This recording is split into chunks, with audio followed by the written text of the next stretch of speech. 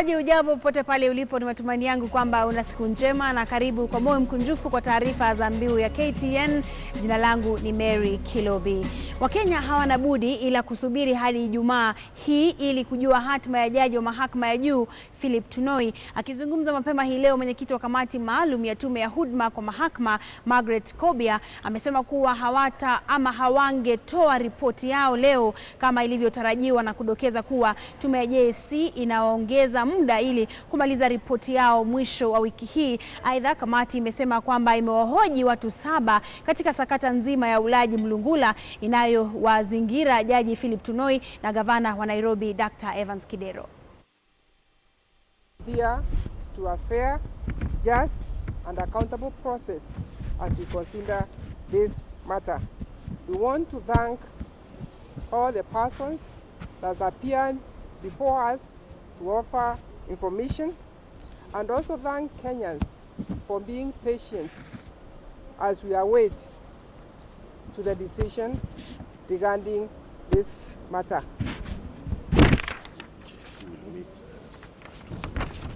On Friday, 5th February, the JSC will meet to receive the recommendation. They will meet to receive the recommendation from the special JSC committee, and the meeting will be at 2:30. Thank you very much.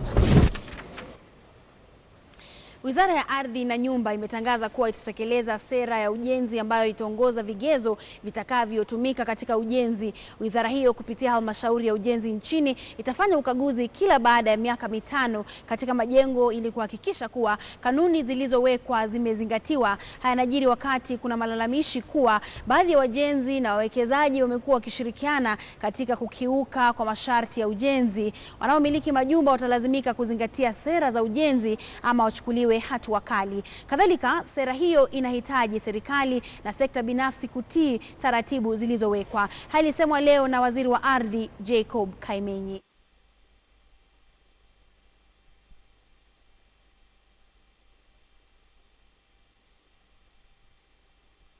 We said we will be of course inspecting houses every other 5 years. This is very important. It's a new policy.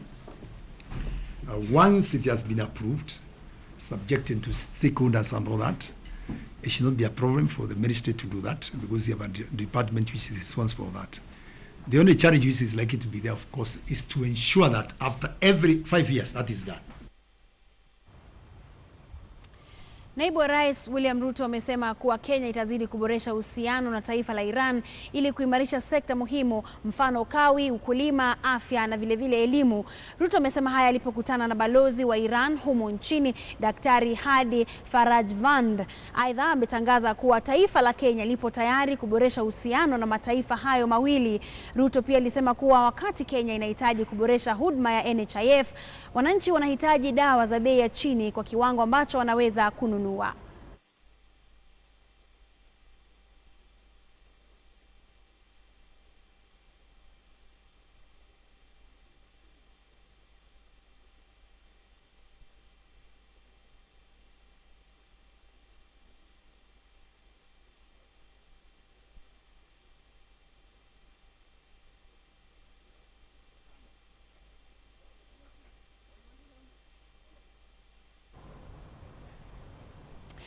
Uwezekano wa kaunti ya Migori kupata chuo cha mafunzo ya utabibu umeongezeka baada ya mkurugenzi wa chuo cha KMTC Peter Tum kufanya kikao na gavana wa Migori Okoth Obado kwenye ziara yake katika eneo hilo.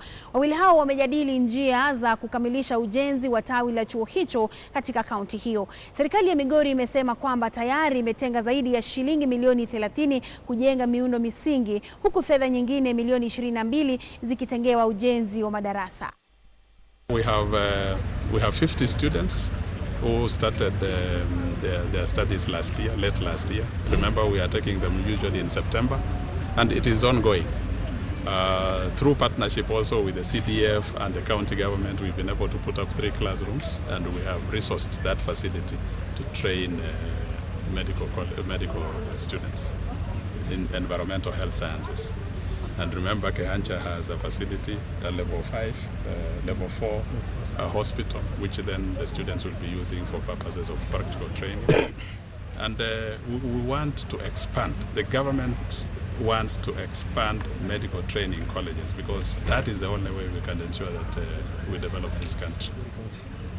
Migori now, we want to expand programs so that at least we have more than one program that we have now. We have nursing and we are thinking of clinical medicine. For Kehancha also, we want to partner with the CDF to see whether we can put up classrooms to expand at least so that we have at least 3 programs, just like Migori. So that is what we are looking forward to.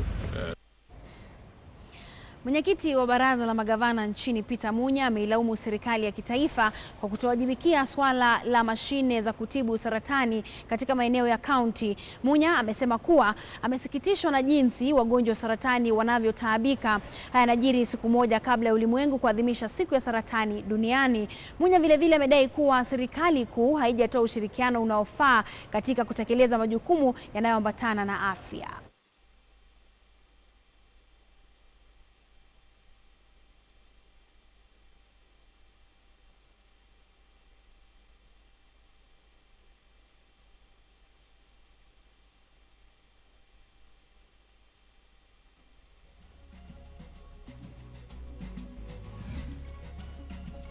Mpaka wa sasa hizo equipment hazijafika.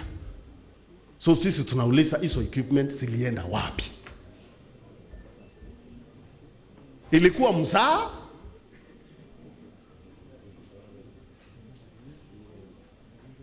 Ama ilikuwa nini? Kwa sababu na mtazamaji, ni hayo tu tulioweza kukuandalia kwa taarifa za mbiu ya KTN. Ungana nami kwenye KTN News tuendelee na taarifa za leo mashinani. Jina langu ni Mary Kilobi.